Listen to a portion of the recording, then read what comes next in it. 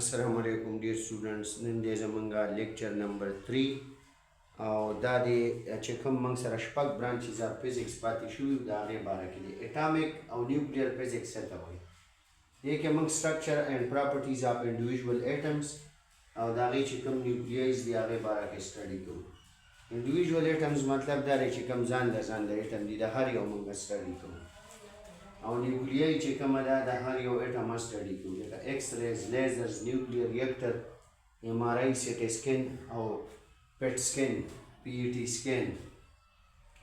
سکین دا پکې سټډي کوو، سیټي سکین او پی ای ټي سکین پکې سټډي. دا د دې اگزامپلز دي، لکه ایکس ری شو، لیزر شو، نیوکلیر ریاکټر شو، ایم آر آی شو، میګنیټک ریزونانس امیجنګ ایټسټرا وغیرہ، سیټي سکین.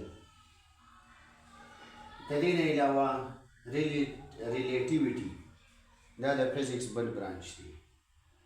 دا موږ مووینګ آبجیکټس موږ د سپیس چې دی که نه دا موږ سره په ریلیټیویټي کې په 3 ایکسس کې ډیوایډ شوی دی.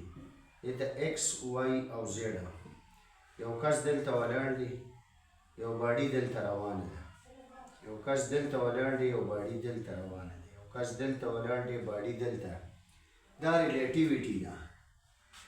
نو ریلیټیویټي د فزیکس هغه شاخ دی چې په دې کې موږ های سپیډ او ګریویټیشن سټډي کوو د آبجیکټس، یعنی پارټیکل ایکسلریټر او نیوکلیر انرژي هم پکې سټډي کوو. بیا موږ سره کوانټم فزیکس دی. دې کې موږ د ډیسکریټ انډیویزیبل یونټس اف انرژي سټډي کوو، چې کومه ډیسکریټ او انډیویزیبل یونټس اف انرژي ده هغې ته کوانټا ویلی شي. The atoms and its parts دا د دې examples دي.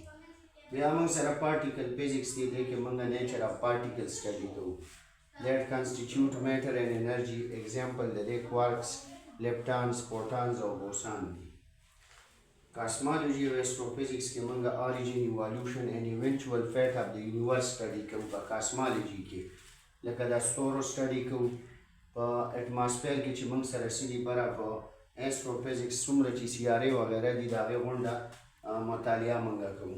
د اټماسفیر نه چې کوم بره ریجن کې موږ سره راځي لکه ستوري شو، سپوږمۍ شو وغیره، دې کې موږ سټار، ګلیکسیز او بلیک هول سټډي کوو. د دې نه علاوه په بایو فزیکس دی. بایو فزیکس کې او په میډیکل فزیکس کې موږ فزیکل انټریکشن د بایولوژیکل پروسیسز اینڈ اپلیکیشن اف فزیکس د فزیکس اپلیکیشنز دی او بایولوژیکل پروسیسز دي. لکه ګوره پریونشن څنګه پریونشن پکار دی، ډایګناسس څنګه پکار دی، علاج څنګه پکار دی، دا موږ غونډ په بایو فزیکس. ایگزامپلز د دې موږ سره ایم آر آی دی، سیټي سکین دی، ریډیو ټریسرز دی اینڈ کنډکشن ان لیونګ سیلز دی.